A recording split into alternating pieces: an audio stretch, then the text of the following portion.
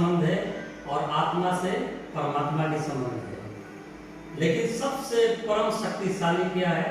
वो परमात्मा है, ईश्वर है। इसलिए आप क्या भी कीजिए, परमात्मा को सदैव याद कीजिए। क्योंकि कोई भी जिसमें आस्था हो, ये नहीं बोल रहा हूँ शंकर जी को मानिए, ये नहीं बोल रहा हूँ कृष्ण को ही मानिए, दुर्गा को मानिए, क्या मानिए, बुद्ध को मानिए, कुछ भी मानिए, लेकिन उस परम शक्ति को सदैव याद रखना जरूरी है। नहीं तो मनुष्य में क्या होता है, अहंकार बढ़ जाता है। क्योंकि संसार में लोग आते हैं तो जैसे तैसे आते हैं, लेकिन धीरे धीरे जब उनकी सारी समस्या हल कर वो आगे बढ़ते जाते हैं, धीरे धीरे लगता है कि मैं ही सब कर रहा हूँ। इसमें दूसरे से क्या मतलब है? परमात्मा तो कोई है ही, ऐसा मन में अहंकार आता है। इसलिए सदैव ऋषि महर्षियों ने हम लोग को समझाया, हमारे शास्त्र पुराण ने यह समझाया कि सदैव कहीं भी रहो। देखिए इतना बढ़िया सुंदर महल बनाए हैं, घर बनाए हैं, लेकिन अगर यहाँ पर भगवान का मंदिर ना हो तो जिस प्रकार से एक बताया गया शास्त्र में, जिस प्रकार से एक गृहस्थ नारी जिसका शादीशुदा है, कितना भी अच्छा अच्छा पहन ले, कितना भी कॉस्मेटिक लगा ले, लेकिन अगर सुहाग का चिन्ह यहाँ पर बिंदी ना लगाए, उसी तरह खराब लगती है जिस तरह से इतना बढ़िया सुंदर घर बनाने के बाद अगर कहीं वहाँ पर देव का स्थान ना हो। उसी प्रकार से कहीं भी आप रहे अपने जीवन में दुख सुख तो आना ही है, लेकिन इसके साथ साथ में जो परमात्मा को याद करके रहते हैं, उसी प्रकार से वो काम सहज से हो जाता है। जिस प्रकार से मान लीजिए एक जमीन है, जमीन में समझिए, मैं उदाहरण दे रहा हूँ, एक जमीन है, उसमें बड़ा था एक लकड़ी जमीन में गाड़ना है, मोटा सा है, आप बड़ा मकौल लाते हैं, जमीन पर जाते हैं, उस लकड़ी को साथ उस मकौल से मारते हैं कि जमीन में चला जाए, लेकिन वो जाता नहीं है, बहुत कोशिश करते, थोड़ा थोड़ा जाता है। लेकिन अगर उसी लकड़ी को आगे के भाग को, छोर को थोड़ा पतला कर दिया जाए, नुकीला कर दिया जाए, तो थोड़ा भी मारने से क्या होगा, जमीन के अंदर जल्दी चला जाएगा, जो आपका काम होगा जल्दी पूरा होगा। उसी प्रकार से काम तो करना है, हथौड़ा तो चलाना है, लकड़ी आप ही को लाना है, हथौड़ा आप ही को चलाना है, जमीन आप ही का है, लेकिन उस कार्य को अच्छे से होने के लिए क्या जरूरी है, उसको नुकीला बनाना जरूरी है। नुकीला यानी जिस प्रकार से वो लकड़ी को जल्दी जमीन में गाड़ने के लिए नुकीला करना जरूरी है, उसी प्रकार से आपके जीवन में सुख शांति और आनंद होने के लिए परमात्मा से हमेशा कनेक्शन रखना जरूरी है, परमात्मा का कृपा मानना जरूरी है। उसको नुकीला बनाने का मतलब क्या हुआ, आप परमात्मा से प्रार्थना करते हैं, कृपा मांगते हैं कि हे परमात्मा, हमारे जो जीवन है सहज से ही कट जाए, दुख ना आए, व्यवधान ना आए। कोई ऐसा तीन ताप होता है ना, दैविक, भौतिक, आधिभौतिक, ये तीन प्रकार का ताप है। जैसे कोरोना काल का जो ताप था वो दैविक था, ये कोई इसको रोक नहीं सकता, ऊपर से आया हुआ दुख था। इसको बर्मा में कातम्बा बोलते हैं। कातम्बा एक आता है जो मौसम से तकलीफ होता है लोगों को, एक आता है जो अपने आप खाने पीने के अगले जीवन में तकलीफ से आता है, जैसे भाग्य से आता है। वो ऐसा ही कर्म करके आया है कि इस जीवन में कितना भी वो मेहनत करे, लेकिन उसे सुख और शांति से जी नहीं सकता। देखो बच्चों, एक बात नया बताने जा रहा हूं, सुख, शांति और आनंद, ये तीन शब्द जानते हो ना? सुख जो है, शांति जो है, आनंद है, तीनों का तीन मतलब होता है, और ये तीनों तीन चीजों से संबंध रखता है। आप बताओ, आप किसी चीज को, सुख को महसूस करते हो तो कहाँ करते हो, क्या मालूम होता है? सुख क्या क्या समझते हैं? ना ना ना ना ना ना ना शरीर के, ध्यान दीजिए, मैं तीन शब्द बोला हूं, सुख, शांति और आनंद। आनंद। सुख क्या का वस्तु है, बता देना चाहते, सुनिए। सुख जो है शरीर के संबंध है। आप इसको पहनाएंगे, उड़ाएंगे, मुंह को खिलाएंगे, जीवा का स्वाद आएगा, आंख जो मांगता उसको दिखाएगा, आनंद आएगा, कान जो सुनने और सुनाया, ये सब शरीर से मतलब है ना। लेकिन सुख तो दे दिया, घर द्वार सजा दिया, सारा सुख सुविधा बना दिया, सब कुछ कर दिया, लेकिन क्या है, तरह तरह का अशांति फैल रहा है। क्यों?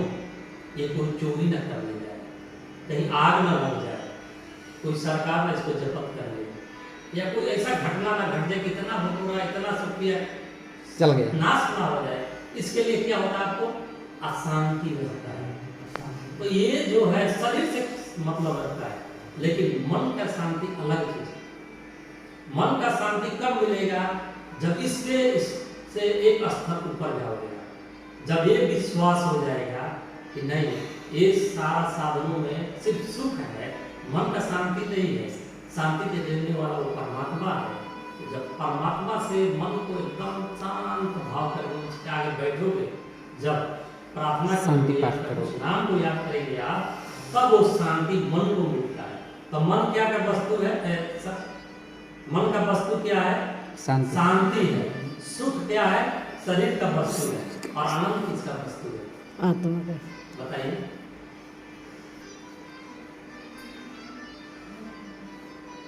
लगता है टॉपिक थोड़ा हाई हो गया, तो और करना पड़ेगा। ठीक, इसे बता देता हूं। जो आनंद जो है आत्मा का वस्तु है, याद रखना। आत्मा क्या क्या चीज अंश है बताया था? आत्मा क्या का अंश है?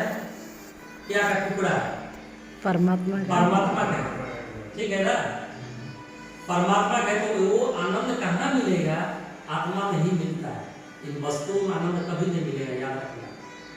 अभी आप लोग महसूस कर रहे हो यहाँ पर ना, काम, क्रोध, लोभ, मोह, तृष्णा, अहंकार, मत्सर्य, ये छह मन का विकार है, सब भूल गए होगा। क्या हो रहा है? आपका शरीर का भी सुख है, बैठे पैर में तकलीफ होता होगा, लेकिन मन में शांति मिल रहा है और आत्मा का भोजन मिल रहा है यहाँ पर, जो सदैव ललायित रहता है। कुछ अच्छे बात को सुने, भगवान की चर्चा सुने, अच्छे जो आत्मा को सुख देने वाला, आनंद देने वाला चीज वो मिले। अभी मिल रहा है, इसलिए आप आनंदित। और आनंद क्या है? आत्मा का है। इसलिए सबसे सबसे ऊंचा स्तर आनंद का है। इसलिए जीवन में आनंद कहाँ से मिलेगा? परमात्मा का पास से ही मिलेगा। इसलिए हम सदैव एक काम करेंगे कि भगवान के ही भजन गाएंगे। एक भजन गाते हैं सब मिलकर।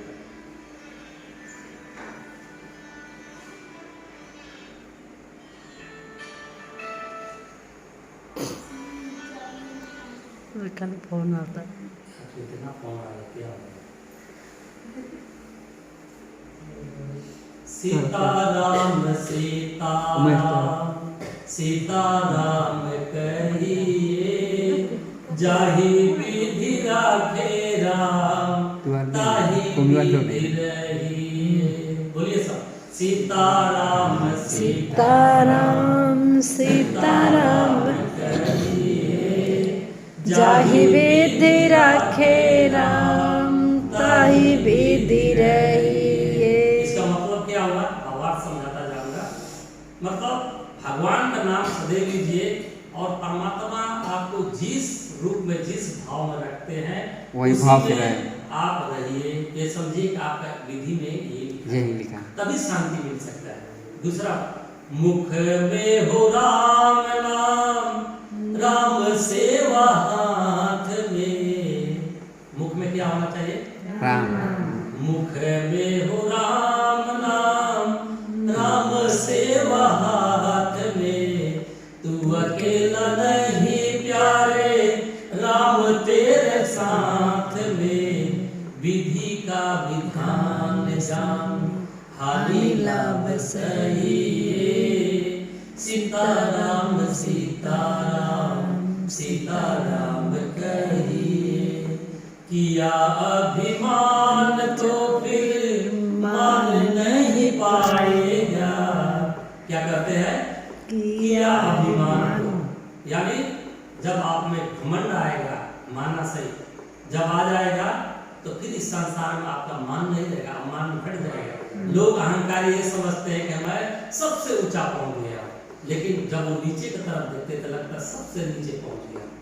जहां से आपका अहंकार, घमंड, जिसको सहज भाषा में बोला जाए घमंड, जब आ जाता है अभिमान आ जाता है, उसी दिन से उस आत्मा का, उस आदमी का स्तर नीचे की तरफ जाने लगता है। इसलिए जीवन में क्या नहीं आना चाहिए?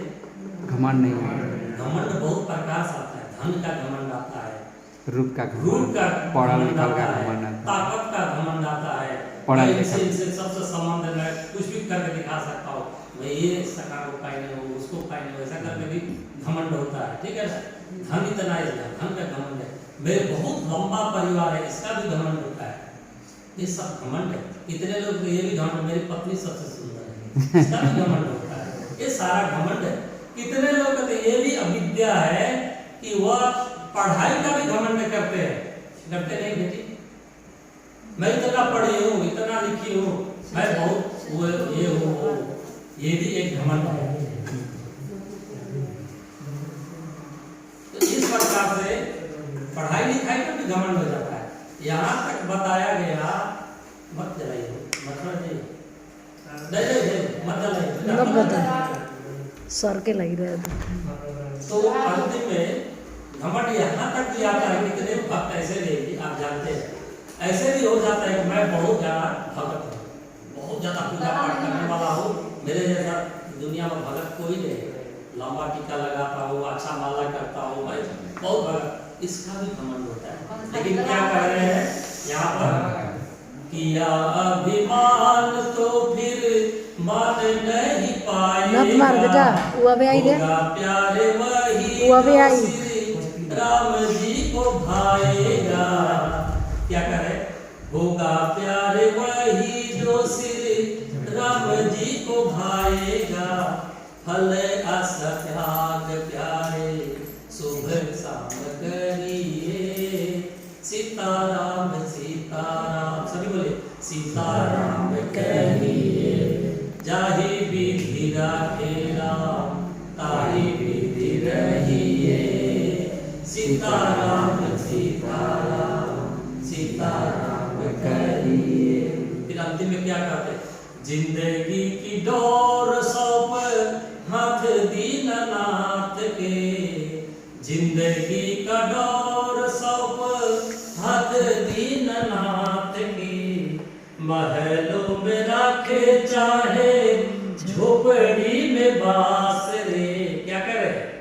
महल में रहूं या झोपड़ी में रहूं, भगवान परमात्मा, लेकिन मैं अपने जीवन नैया को, अपने जीवन के डोर को आपके हाथ में सौंप दिया।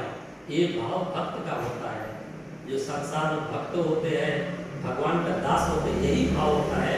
तो अपने जिंदगी का डोर भगवान हाथ में देते, वो महल में रहे या झोपड़ी में रहे, भगवान के हाथ में दे देते हैं। और कहते हैं, फिर क्या कहते हैं? धन्यवाद निर्वाद राम राम कहिए। फिर बार बार भगवान को प्रार्थना करते हैं, धन्यवाद देते हैं, हे परमात्मा आपकी कृपा से सब मिला है। ये चाचा जी जानते हैं, ये खुशी होंगे कि देखिए आज मेरे इतने पोते पोतिया, इतना सुशील, इतना बढ़िया अज्ञानकारी संस्कारी बेटा मिला है, इतने परिवार मिले, ऐसे सब संबंधी मिले। इसके लिए क्या करेंगे? परमात्मा से धन्यवाद निर्वाद राम राम कहिए, सीताराम सीताराम, सीताराम कहिए। फिर कहते हैं अंत में, है ना, अंत में बात समझने वाली बात है। आशा एक राम जी से दूजे आशा छोड़ दे, आशा एक राम जी से दूजे आशा छोड़ दे, नाता एक राम जी से दूजे नाता तोड़ दे, साधु संग राम रंगे अंग अंग रहिए, सीताराम सीताराम, सीताराम कहिए, सीताराम सीताराम, सीताराम कहिए, जाहि विधि राखे राम, ताहि विधि रहिए। इस प्रकार से हर एक प्राणी को जो भक्त हो जाते हैं, इसी भाव से अपने जीवन को चलाना चाहिए। इस भजन में सारा भाव आ गया। इस स्तर से कैसा भी हो, भगवान का भक्ति करना चाहिए